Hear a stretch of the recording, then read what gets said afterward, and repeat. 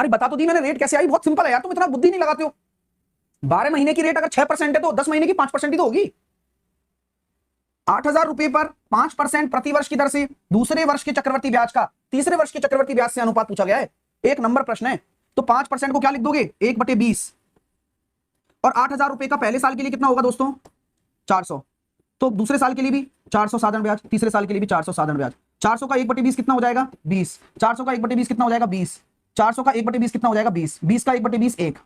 आपसे ये पूछा गया है, आपसे क्या पूछा गया है? दूसरे वर्ष का चक्रवर्ती ब्याज जो कि कितना आ रहा है? 420। तीसरे वर्ष का चक्रवर्ती ब्याज जो कि कितना आ रहा है? 441। इसका अनुपात बताओ। 21 से काटा 20 बार, 21 से काटा 21 बार, तो 20:21 आंसर आ गया, सी ऑप्शन। मजा आ गया? बोलिए, अच्छा लग रहा है ना? फील आ रहा है, नहीं आ रहा? एक बार थम्स अप कर दीजिए कि यस सर, बहुत तरीके से समझ में आ रहा है। गलती भी नहीं होगी कभी भी लाइफ में, क्योंकि प्रश्न को ढंग से पढ़ना सीखो। पहले तो मैंने शुरू से ही आपको यह सिखाया है। आप कोई 10th क्लास पास करके पढ़ने आ रहा है जीडी का पेपर देने, मैं समझता हूं कि आपको क्या जरूरी है। आप इतने होशियार नहीं हैं कि आप उन बच्चों को कॉम्पीट कर पाए जो 2 साल 3 साल से पढ़ रहे हैं। तो आप अगर नए स्टूडेंट हैं तो तरीके से चीजें समझनी होंगी। और पहला काम आपको क्या करना होगा? दूसरे साल का चक्रवर्ती ब्याज ये रहा, तीसरे साल का ये रहा, 20 से 21। तो अगर मैं आपसे फ्यूचर में एक बात करूं कि आपने ये कॉन्सेप्ट का आंसर 20 से 21 दे दिया, और मैं अगर आपसे ऐसे ही एक क्वेश्चन पूछना चाहता हूं कि मान लो कोई भी प्रिंसिपल दे दिया मेरे, मैंने आपको रेट दे दी वही 5%, मैंने आपसे कहा कि भैया 10वें साल का चक्रवर्ती ब्याज और 11th ईयर का चक्रवर्ती ब्याज का रेशो क्या होगा?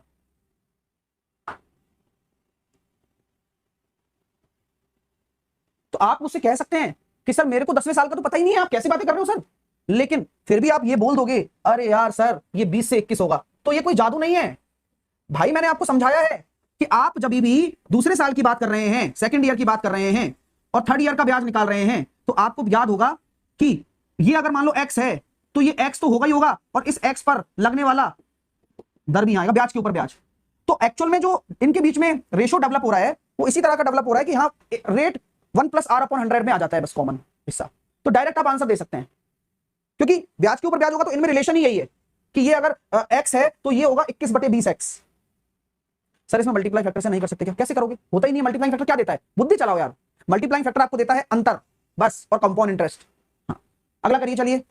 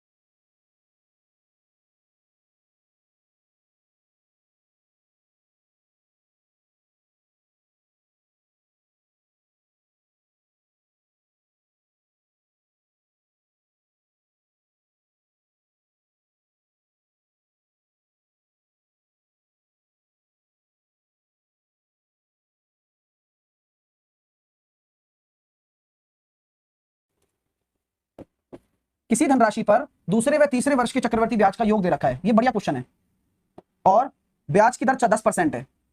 अब ऐसे प्रश्न को करने के लिए भी आपको दिमाग की आवश्यकता है, और यहां हमें कौन सा मेथड बचाएगा आप खुद बताइए। एक बच्चा कह रहा है, सुमित तनवर कह रहा है, सर एक बार ट्री मेथड अच्छे से समझा दो। सुमित आपको पता भी है कि ट्री मेथड मैंने तो पूरा क्लास ही ले लिया भाई, अब तुम लगातार अगर पढ़ोगे नहीं तो तुम्हें समझ में कैसे आएगा? सुमित आप खुद बताओ।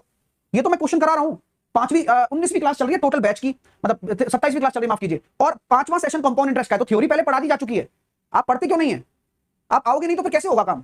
जैसे कि अभी आप बोल रहे हो वैसे ही आप हमेशा बोलते रहोगे, क्योंकि जब क्वेश्चन कराए जाएंगे उससे पहले थ्योरी कराई जा चुकी है।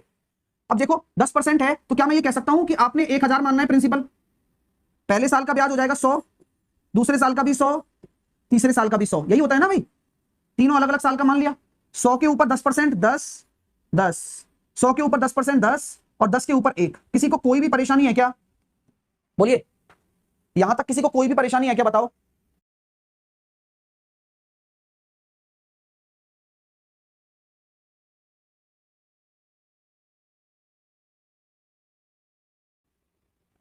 देखिए, तो अभी बोला क्या गया है? दूसरे और तीसरे वर्ष के ब्याज का योग। तो दूसरे साल का ब्याज ये है, तीसरे साल का ब्याज ये है।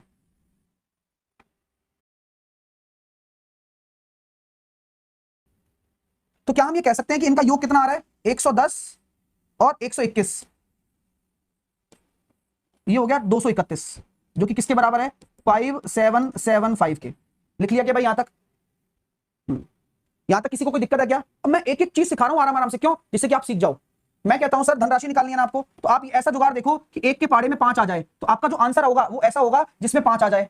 तो आंसर क्या होगा? केवल और केवल सी ही हो सकता है। गलत कह रहे हैं क्या हम? सही कह रहे हैं भाई। भाई आप मुझे बताओ, एक के पाड़े में 5 कब आएगा? 5 से गुणा होने पर। अगर 5 से गुणा होती है कोई संख्या तो उत्तर में भी 5 आना चाहिए। एक ही ऑप्शन। और जाएगा कितनी बार? 25 बार। अगला करिए।